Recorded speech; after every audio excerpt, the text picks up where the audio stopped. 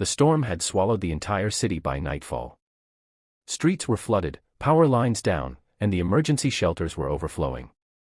Inside one of them, under the dim emergency lights, stood Adrian Hale, one of the city's youngest CEOs, now a single father after losing his wife 2 years ago. He was volunteering quietly, avoiding recognition as much as possible. He came here only because his 6-year-old daughter, Lily, insisted they help people who had nowhere safe to go tonight. Adrian was passing out blankets when a trembling voice behind him whispered, "Sir, excuse me." He turned. A boy no older than 10 stood there soaked from the rain, his tiny hands wrapped around the handles of a broken wheelchair. In it sat a little girl, maybe 7, shivering under a thin towel and hugging her knees to her chest. The boy swallowed hard. "Sir, my sister can't walk. Can we stay with you?" For a moment, Adrian forgot to breathe. There were more than 100 people in this shelter. But the desperation in the boy's eyes made the room disappear. "What's your name?" Adrian asked softly. "I'm Sammy," he said. "This is my sister Alina. Our home got flooded. Mom left 2 months ago. Dad said he would come back, but he didn't." The little girl's lip quivered. "We tried another shelter, but they had no space." Lily tugged her father's sleeve. "Daddy, they can stay with us, right?" And just like that, Adrian felt something in his heart shift. Challenge 1, the shelter running out of space. The storm worsened. People kept coming, begging for warmth, food, a place to sleep. The managers whispered to Adrian that they were running out of blankets, electricity, and medical supplies. Many were sick. Some injured. And Alina, her legs were thin, stiff, and bruised. Her wheelchair squeaked with every push. Adrian looked around the shelter and then at Sammy, who stood protectively in front of his sister like a tiny soldier. "You two stay with me and Lily," he said firmly. "I'll make sure you're safe." Tears slid silently down Sammy's cheeks, but he quickly wiped them, trying to look strong for his sister. Challenge 2, Alina's condition worsens. Later that night, as people tried to sleep on the hard floor, Alina's breathing grew uneven. She held her stomach and whimpered. Sammy panicked. "Please, sir, help her. She gets like this when she's cold or scared. She can't handle stress." Without thinking twice, Adrian wrapped her in his own jacket and called a doctor volunteer. "She needs treatment," the doctor said. "Her muscles are tightening from the cold and lack of proper care. If she doesn't get help soon, she might lose what little movement she has left." Sammy broke down. I tried to help her. I don't know what to do." Adrian placed a hand on the boy's shoulder. "You're a good brother, Sammy. You're doing more than most adults would." Lily pressed a warm cup of soup into Sammy's hands. "My mommy used to say hot soup makes sad hearts less heavy." For the first time, Sammy smiled weakly.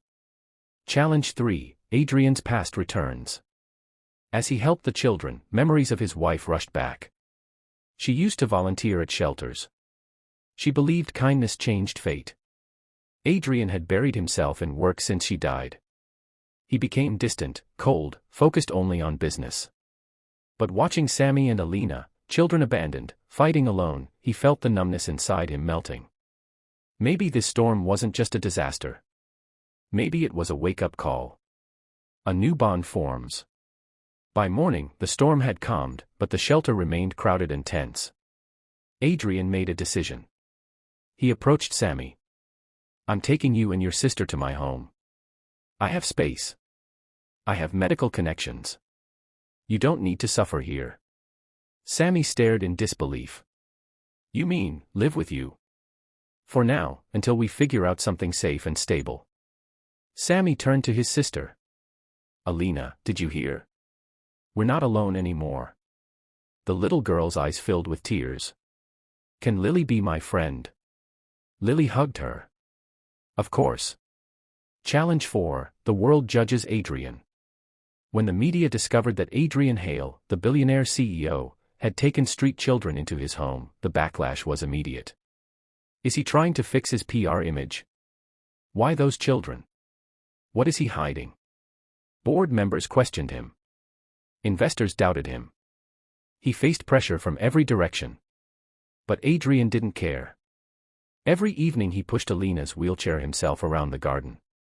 He helped Sammy with homework. He and Lily read bedtime stories to them both. Slowly, the mansion filled with laughter again. Something it hadn't heard in years. Alina's possible surgery. Doctors examined Alina thoroughly. The results showed a hopeful possibility. With surgery and months of therapy, she might walk again. But it was risky. Expensive. And there was no guarantee. What do you want to do? Adrian asked gently. Alina looked at him with wide eyes. I want to try, so I can run with Sammy. Sammy grabbed her hand. I'll save money. I'll work. I'll do anything. You're a child, Adrian interrupted softly. Let me take care of this. He covered the entire cost quietly, not for show, not for fame. But because he felt responsible. Attached. And because he cared for them like his own children. The surgery day. The morning of the surgery, Alina trembled with fear. Sammy refused to leave her side. But it was Adrian who knelt beside her, holding her tiny hand. You're brave, he whispered. No matter what happens today, you already won. The surgery took hours. Sammy cried into Lily's shoulder. Lily hugged him the way she used to hug her father when her mother was sick. When the doctor finally returned, his eyes sparkled. It was successful. Sammy nearly collapsed in relief. The first step. Months passed. Therapies. Exercises. Encouragement. There were days Alina screamed from pain. Days she wanted to quit. Days Sammy sat beside her, telling her stories to make her laugh. And Adrian, a man who once avoided emotions, became the foundation they leaned on. Then one sunny afternoon, with Lily cheering loudly, the impossible happened. Alina lifted herself from the chair. Her legs wobbled. Her hands shook. She took one tiny step. Then another. Sammy burst into tears. You're walking. Alina, you're walking. Adrian felt a lump in his throat. His wife would have been proud. The final challenge, a choice of family. Once the children recovered, social services contacted Adrian. What do you plan to do? Foster them temporarily? Or adopt permanently? Adrian looked at Sammy and Alina, two souls who had survived abandonment, hunger, storms, and heartbreak. He knelt in front of them. If you'll allow it. I'd like you to stay forever. Not as guests. As family. Alina threw her arms around his neck. Sammy hugged him tightly. Yes, they whispered in unison. We want to stay. Lily jumped around excitedly. Now I have a big brother and a sister. Ending message, a home is more than walls. The storm that destroyed their home gave them something greater, a new beginning. Sammy found safety. Alina found hope. And Adrian found the missing pieces of his heart. Sometimes, family isn't about blood. Sometimes, it's about who stays when the world falls apart. And sometimes, a simple plea. Sir, my sister can't walk, can we stay with you? Can change the destiny of everyone who hears it. The first night Sammy and Alina slept in Adrian's home, the mansion felt different, not grand or intimidating, but alive. For years, silence had echoed through its hallways. Now, soft laughter, quick footsteps, and childish whispers filled the air. But for Sammy and Alina, adjusting wasn't easy. That night, long after everyone slept, Sammy lay awake on the edge of the soft bed, unable to relax. The sheets were warm, the pillows soft, yet he felt restless. He kept glancing at the door, half expecting someone to come and tell them to leave. He finally slipped out of bed and crept to Alina's room, where Adrian had arranged a medical bed and all her therapy supplies. She was fast asleep, her chest rising gently. Her wheelchair sat beside her like a silent guardian. Sammy drew closer, brushing a hand over her hair. We're safe, right? He whispered to himself. But deep inside, he still feared waking up one day and losing everything again. A morning of unexpected emotions. The next morning, sunlight spilled through the curtains as Lily burst into Sammy's room. Wake up. We're making pancakes. Sammy sat up instantly. I can help. Downstairs, he found Adrian at the stove wearing an apron, flipping pancakes while Lily mixed batter messily. Sammy froze in the kitchen doorway. In all the places he'd lived, in all the shelters and broken homes, he had never seen a father cook. Never seen a parent laugh. Never seen a family act like this.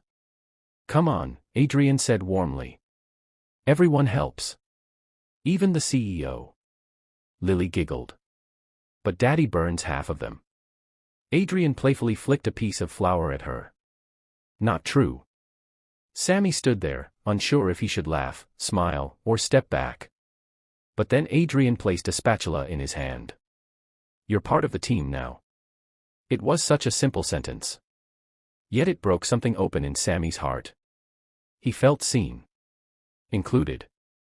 Wanted. Alina's first breakdown. Later that day, the physiotherapist arrived for Alina's session. Everyone was excited, except Alina. She clutched her wheelchair handles tightly, refusing to move. I don't want to, she muttered. But you did so well yesterday, Lily encouraged her. Alina shook her head rapidly. What if I fall? What if I don't get better? What if he sends us away because I'm too much work? Her voice cracked. Adrian immediately knelt, bringing himself to her eye level. Listen to me, he said softly. You're not a burden. Not now, not ever. Your family. Falling doesn't mean failing. Alina's lips quivered. People always left when I got hurt. Adrian's chest tightened. I won't leave, he whispered. I promise. Those words she had longed to hear her entire life, broke her fear just enough. She agreed to continue therapy. But it wasn't easy. Every movement made her wince. Every attempt made her breath quicken. Sammy stood at her side, cheering softly, whispering encouragement. When she finally took one step with support, the whole room clapped. Tears rolled down her cheeks, not of pain, but of finally believing she might have a future. Sam's secret weight. While everyone focused on Alina's recovery, Sammy carried his own secret pain. That afternoon, he was in the garden raking leaves when Adrian walked up to him. How's your arm? Adrian asked gently. What do you mean? You flinched earlier when I touched your shoulder. Sammy froze. For a moment he tried to smile. But his eyes gave away the truth. Adrian didn't push. He simply placed the rake aside and sat on the bench. If you ever want to talk, I'm here. Sammy stared at the ground. I'm fine.